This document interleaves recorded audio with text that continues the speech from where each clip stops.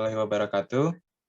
Kami dari kelompok 7, perilaku organisasi, akan menjelaskan tentang perilaku kelompok dan interpersonal, yang beranggotakan dari Dani Ramdhani, ada Tia Aulia, Agung Kurniawan, Jessica Aprilia, dan saya Muhammad Piki. Baik, langsung ke materi yang pertama akan dijelaskan oleh Dani Ramdhani.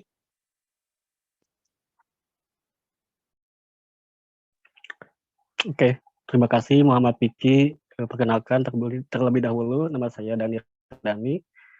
Sebelum mengetahui tentang perilaku kelompok, kita mengetahui dulu definisi dari perilaku dan kelompok itu sendiri. Perilaku merupakan suatu fungsi dari interaksi antar individu dengan lingkungannya. Jadi perilaku adalah semua yang dilakukan oleh seseorang. Bentuk perilaku itu adalah semua aktivitas, perbuatan, dan penampilan diri sepanjang hidupnya. Sedangkan kelompok merupakan dua individu atau lebih yang berinteraksi dan saling bergantung, bergabung untuk menciptakan sasaran tertentu. Jadi definisi dari perilaku kelompok adalah suatu aktivitas yang dilakukan oleh seorang individu dengan yang lainnya untuk mendapatkan aspirasi anggota, berinteraksi dari setiap individu, dan saling bergabung untuk mencapai sasaran yang diinginkan. Next. Nah, di sini terdapat berbagai persepsi dari perilaku kelompok. Yang pertama adalah kelompok dipandang dari segi persepsi anggota, yaitu didasarkan pada persepsi para anggota kelompok bahwa para anggota harus mengetahui hubungan mereka dengan anggota yang lain, supaya mereka dapat dinafkahkan sebuah kelompok. Yang kedua adalah kelompok dipandang dari segi organisasi. Kelompok dipandang dari segi motivasi,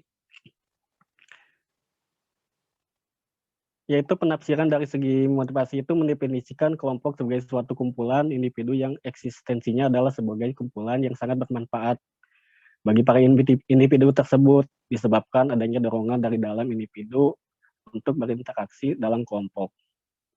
Next. Lalu selanjutnya ada kelompok dipandang dari segi organisasi, yaitu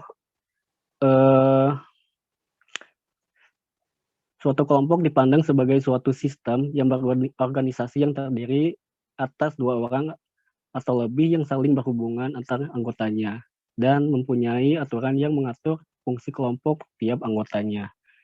Tipe-tipe kelompok dipandang dari segi organisasi itu adalah ada kelompok pemecah masalah yang dibentuk di dalam organisasi untuk memecahkan masalah yang dihadapi oleh organisasi yang sifatnya sangat strategis.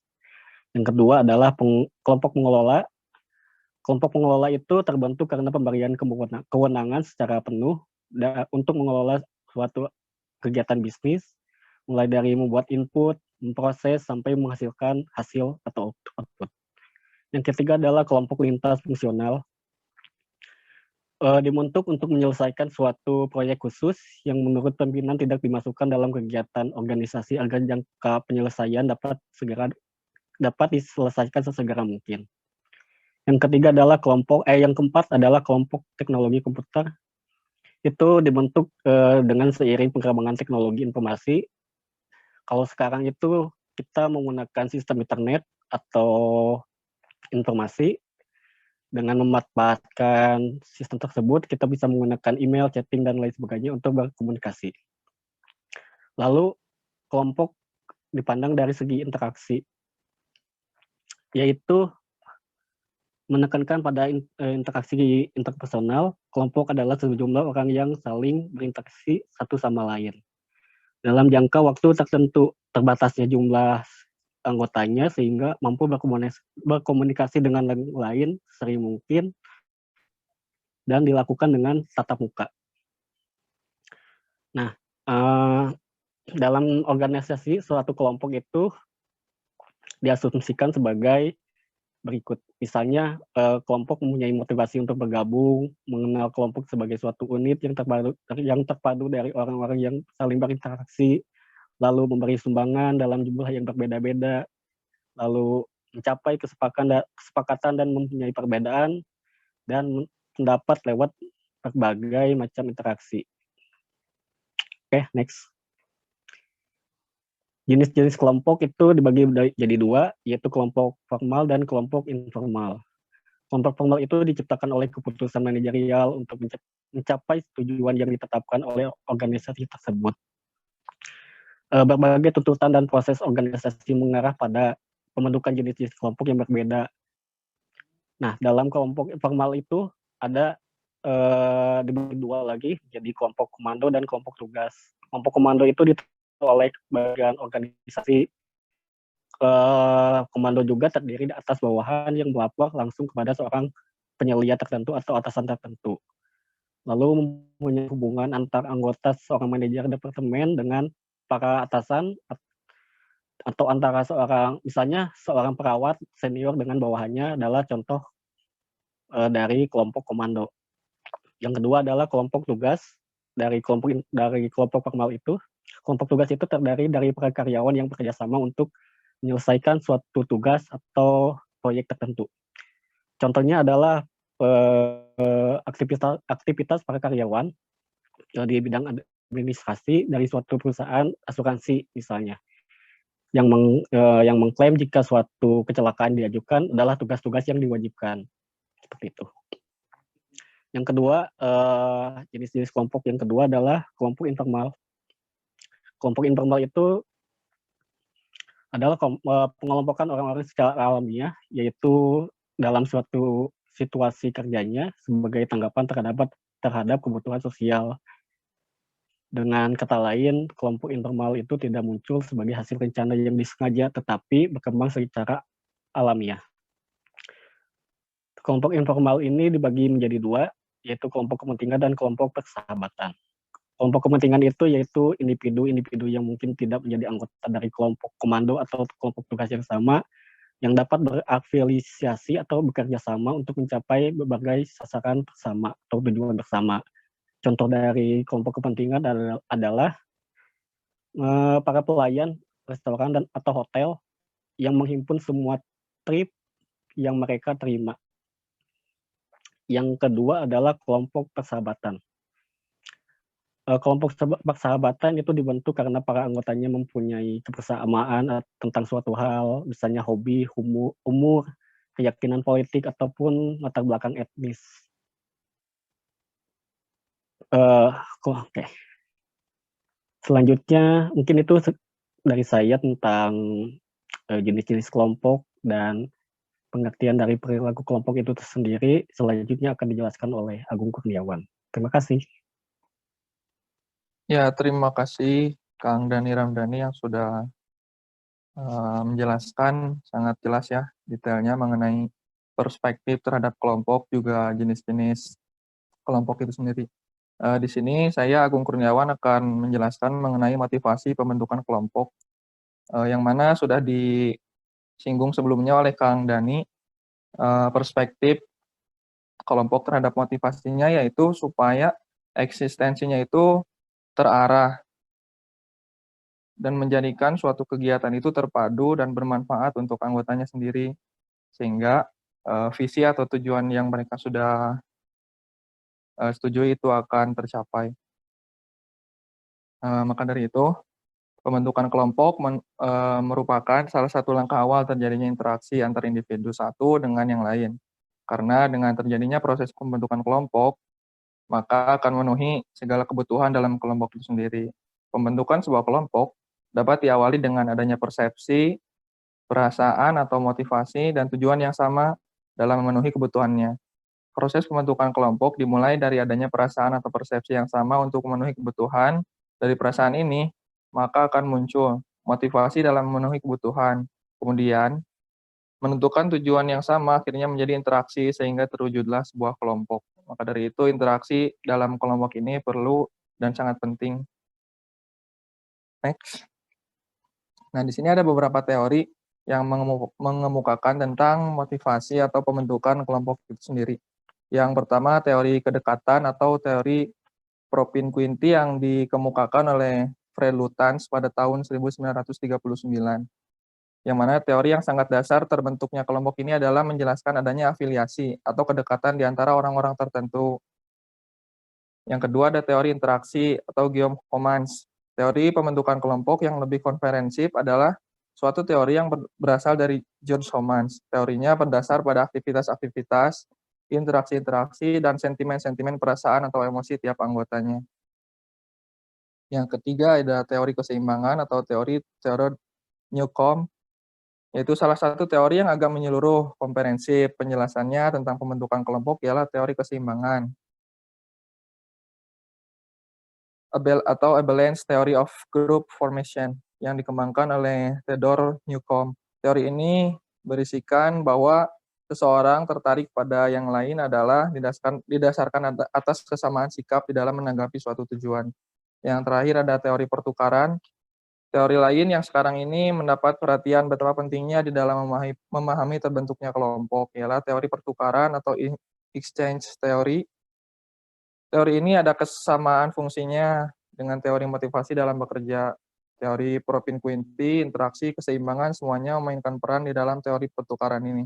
Maka dari itu, teori pertukaran ini menjadi suatu kesimpulan yang mana berisikan teori-teori sebelumnya yang sudah dikemukakan oleh para ahli. Lanjut. Untuk tahap-tahap pengembangan kelompok akan dilanjutkan oleh Ibu Tia. Silahkan. Terima kasih. Baik, terima kasih Agung atas penjelasannya. Setelah kita mengetahui pengertian lalu motivasi dari teori pembentukan, alangkah baiknya kita tahu juga nih tahap-tahap pengembangan kelompok. Tahap-tahap pengembangan kelompok sendiri terbagi menjadi 4 tahap. Yang pertama adalah dukungan bersama. Secara naluriah, pada awal pembentukan kelompok, anggota akan ragu untuk menyampaikan pendapat, sikap, keyakinan, sampai tahap karena mereka baru saling mengenal satu sama lain. Sampai ada di tahap anggota menerima dan mempercayai satu sama lain. Pada tahap ini, tahap dukungan bersama sudah selesai, lalu dilanjutkan pada tahap komunikasi. Pada tahap komunikasi, anggota mulai berkomunikasi secara terbuka dan meningkatkan kepercayaan dan interaksi dalam kelompok. Karena dukungan bersama sudah selesai, maka anggota kelompok sudah saling mengenal satu sama lain, sehingga lebih mudah untuk menyampaikan pendapat.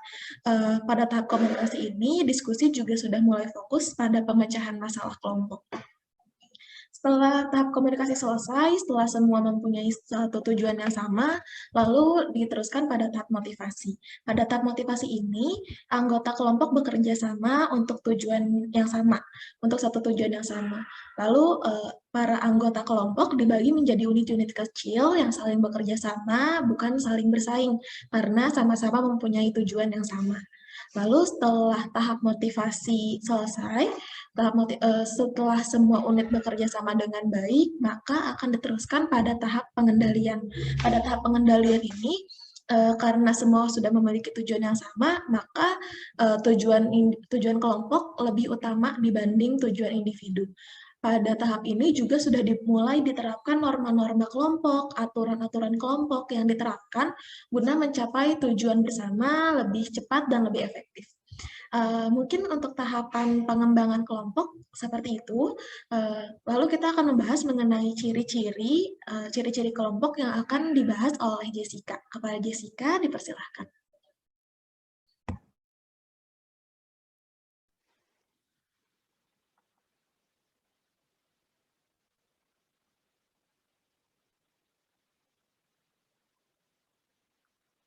Ciri-ciri kelompok di sini tuh ada terbagi beberapa. Yang pertama, struktur. Organisasi dibedakan atas dasar berbagai faktor seperti keahlian, sikap agresif, kekuasaan, dan status. Jadi setiap anggota itu menduduki suatu posisi dalam kelompok tersebut, yang dimana dia punya keahlian, yang dimana dia punya kekuasaan, dan dimana dia punya status.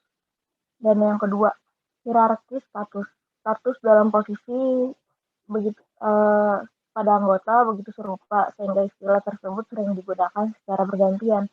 Seseorang memperoleh status karena faktor-faktor tertentu seperti senioritas, umur, dan penugasan. Yang ketiga, keterpaduan. yang dimana setiap anggota itu mempunyai kekuatan tersebut lebih besar dibandingkan dengan kekuatan yang menarik anggota keluar dari kelompok tersebut. Yang keempat, peranan. Terdapat dua jenis peranan, yaitu peranan yang dipersepsikan, perceived role, seperangkat perilaku seseorang yang pada anggota dalam suatu posisi di mana ia berpendapat bahwa ia harus memainkan peran tersebut. Yang B, peranan yang dimainkan, enacted role, perilaku yang benar-benar dilaksanakan seseorang. Jadi mereka ini memainkan peran dalam tersebut dalam kelompok. Yang kelima, konflik. Terdapat banyak alasan terjadi konflik antar kelompok dan konsekuensi konflik ini mungkin baik bagi organisasi atau mungkin pula sangat negatif. Jadi dalam sebuah kelompok itu pasti punya banyak banget sebuah masalah-masalah atau konflik yang harus diselesaikan. Yang keenam, norma merupakan standar yang dimiliki bersama oleh anggota suatu kelompok. Norma memiliki ciri-ciri tertentu yang baik, ciri-ciri tertentu yang penting bagi anggota kelompok, yaitu norma hanya dibentuk berkenan dengan hal-hal yang penting bagi kelompok. Norma mungkin ada yang tertulis, ada yang tidak tertulis juga, tetapi lebih sering dikomunikasikan secara lisan kepada para anggotanya. Yang B, anggota diterima dengan berbagai tingkatan oleh anggota kelompok. Norma dapat diterapkan kepada setiap anggota kelompok atau hanya dapat diterapkan kepada beberapa anggota kelompok. Nah, ke-8, kepemimpinan. Kepemimpinan itu mempunyai 3. Satu, membantu kelompok mencapai tujuan, jadi mereka harus mempunyai tujuannya dalam sebuah kelompok. Yang B, memungkinkan anggota memenuhi kebutuhan. Jadi setiap anggota itu pasti punya target-targetnya untuk memenuhi sebuah tingkatan kebutuhannya. Yang C, mewujudkan nilai-nilai kelompok. Pada pokoknya pemimpin adalah perwujudan dari nilai-nilai motif dan aspirasi pada anggota. Jadi kelompok itu juga tertuju kepada pemimpin yang dimana anggota pasti mengikuti nilai-nilai anggotanya mengikuti nilai-nilai kepada pemimpinnya. Next.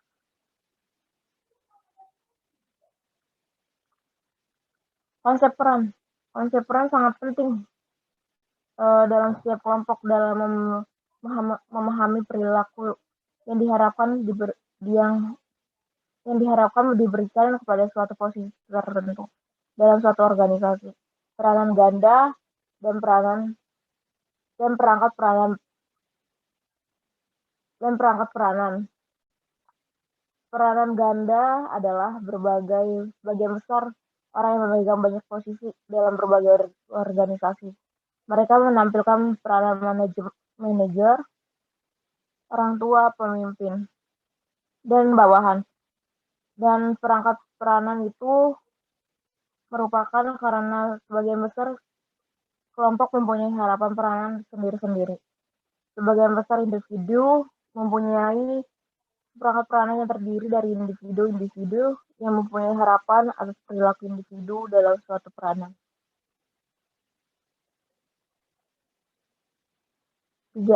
Persepsi berbeda dari peranan yang sama. 1. Persepsi organisasi kedudukan yang dipegang seseorang dalam suatu organisasi. Jadi setiap anggota itu juga mempunyai sebuah kedudukan dalam sebuah organisasi. Dalam suatu organisasi adalah jumlah total dari peranan mereka yang dirumuskan secara organisasi, yang merupakan perilaku organisasi. Yang B, persepsi kelompok hubungan. Peranan berkembang yang menghubungkan individu dengan berbagai kelompok, yang dimana seseorang akan berkembang bila diletakkan dalam sebuah kelompok dan mereka akan menjadi sebuah anggota. Yang C, persepsi individu. Setiap orang yang menduduki posisi dalam suatu organisasi atau kelompok mempunyai suatu persepsi tentang peranannya yang dirumuskan dengan jelas. Konflik peranan, konflik peranan memuncul jika seseorang dalam suatu organisasi menerima pesan yang tidak sesuai yang menyangkut perilaku peranan yang tepat. Jadi individu itu pasti mempunyai konflik, dan kalau misalnya nggak sesuai dan menyangkut perilaku, itu bisa dibicarakan, dan itu juga harus dilakukan secara baik-baik. Konflik peran. Satu, konflik peranan orang. Person role konflik. Jika ketentuan peranan yang melanggar nilai-nilai dasar, sikap, dan kebutuhan individu yang menduduki suatu posisi. Konflik di dalam peranan. Intra-role konflik terjadi jika individu yang berbeda merumuskan suatu peranan menurut perangkat harapan yang berbeda, sehingga tidak mungkin bagi orang yang memegang peranan untuk memenuhi semua harapan tersebut. Jadi dalam peran-peran itu juga mempunyai harapan-harapan yang berbeda. Kalau misalkan harapan itu tidak sesuai juga dengan individunya, sesuai perannya, itu nggak akan terjadi juga. Yang C, konflik antar peranan, intra-role konflik.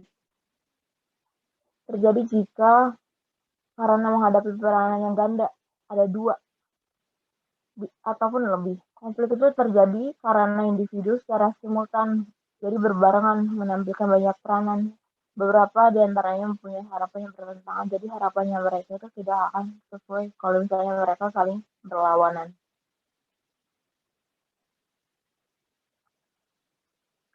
Next, selanjutnya akan dijelaskan oleh anggota yang lain.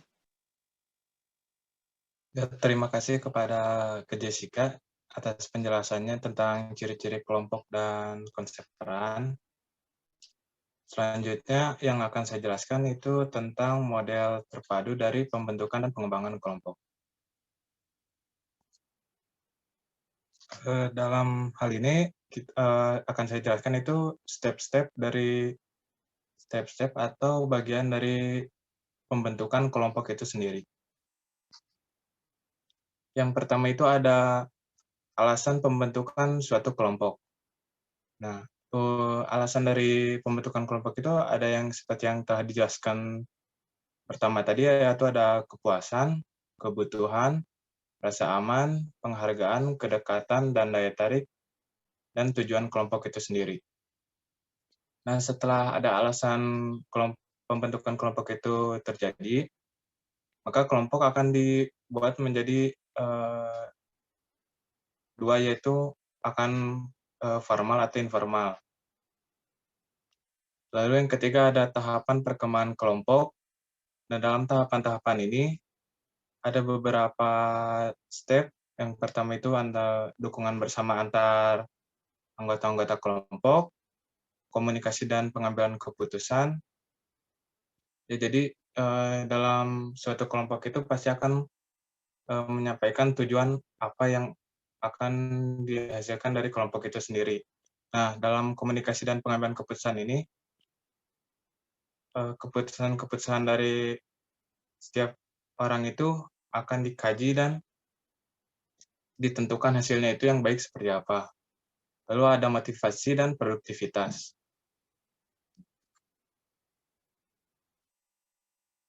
Motivasi pada tahap ini berfungsi sebagai suatu kesatuan untuk kelompok dan mengesampingkan kepentingan dalam bersaing dalam anggota kelompok itu sendiri. Lalu ada pengendalian dan organisasi. Dalam pengendalian ini, ada beberapa norma atau aturan yang diciptakan demi kepentingan kelompok atau kebaikan satu sama lain. Jadi, dalam kelompok itu pasti akan dibuat suatu aturan yang tidak boleh dilanggar oleh anggota kelompok lainnya agar kelompok ini bisa menjadi suatu kelompok yang kokoh atau yang padu. Yang keempat itu ada karakteristik dari kelompok sendiri, yaitu seperti yang barusan dijelaskan. Ada peranan yang diharapkan, yang dipersepsikan, dan dilaksanakan. Yang diharapkan dalam maksud di sini yaitu setiap kelompok menginginkan hasil yang dari setiap keputusan yang ditetapkan. Lalu yang dipersepsikan. Yang dimaksud peranan yang dipersepsikan di sini yaitu perilaku seseorang dalam suatu posisi di mana ia berpendapat bahwa ia harus memainkan suatu peranan pada posisi tersebut Atau dalam kata lain, seseorang itu ingin ikut terlibat dalam setiap keputusan kelompok. Lalu dilaksanakan. Sementara peranan yang dilaksanakan itu yaitu peranan yang benar-benar dimainkan oleh seseorang. Lalu ada norma-norma, itu kepemimpinan. Seseorang individu yang bertindak sebagai pemimpin harus dapat menanamkan pengaruhnya itu terhadap anggotanya. Orang yang dianggap pemimpin ini umumnya dipandang sebagai orang yang dihormati oleh anggota individu lainnya. Lalu ada kepaduan. Kepaduan di sini yaitu kekuatan yang menggerakkan anggotanya untuk tetap dalam kelompok dan mencegah anggota itu untuk berjalan sendiri-sendiri atau keluar dari kelompok tersebut. Nah, yang ketiga itu ada konflik antar kelompok. Itu merupakan suatu hal yang positif ya. Karena kalau konflik atau perbedaan, kita mempunyai sikap yang positif karena jika kita mempunyai konflik atau perbedaan dengan kelompok lain, kita bisa mengetahui pandangan atau pemikiran kelompok lain tersebut. Lalu yang kelima itu ada hasil akhir yang potensial. Nah, dari mulai setiap step-step pembentukan kelompok itu pasti akan ada hasil yang diinginkan oleh kelompok atau individu tersebut. Itu ada prestasi individu. Nah, prestasi ini dapat dicapai dengan mengandalkan kemampuan intelektual, emosional, spiritual, serta ketahanan diri dalam menghadapi situasi segala aspek yang terjadi dalam kelompok itu sendiri. Lalu ada prestasi kelompok. Prestasi kelompok ini dapat diartikan sebagai efektivitas kelompok itu sendiri dalam mencapai tujuannya. Yang ketiga ada prestasi dan keefektifan organisasi. Suatu efektivitas organisasi berhubungan dengan pencapaian dari tujuan kelompok itu sendiri. Maka dari itu, di dalam sebuah organisasi akan selalu dilakukan evaluasi terhadap pencapaian-pencapaian tujuan yang tentu diawali dengan evaluasi terhadap pencapaian tujuan secara individu atau efektivitas kerja setiap individu itu sendiri. Nah, dalam kesimpulan ini akan saya simpulkan kelompok itu kita harus menetapkan tujuan dalam organisasi itu sendiri. Dan dalam organisasi itu pasti akan mengembangkan soft skill atau hard skill kita dalam berkomunikasi, entah dalam kelompok itu sendiri atau di luar lingkungan yang lain. Mungkin sekian dari kelompok 7 yang menjelaskan tentang perilaku kelompok dan interpersonal. Mohon maaf bila ada kekurangan. Assalamualaikum warahmatullahi wabarakatuh. Please comment, share, and like. Terima kasih. Waalaikumsalam warahmatullahi wabarakatuh.